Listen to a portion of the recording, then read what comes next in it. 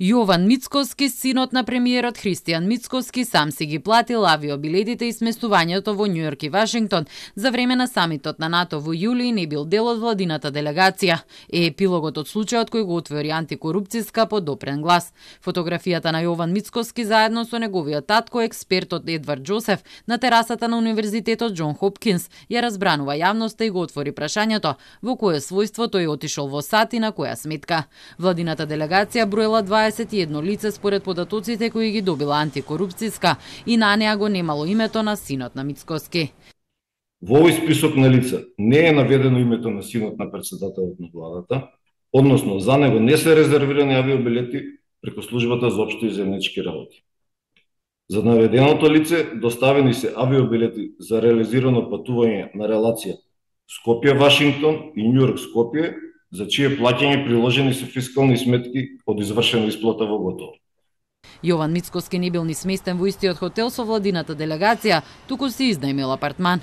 Од приложените фактури се констатира дека ова лице не престојувало во хотелите каде била сместена државната делегација, туку во апартманско сместување и истите не се фактурирани на име на делегацијата на Република Северна Македонија, како што е случајот со фактурите за хотелското сместување на државната делегација.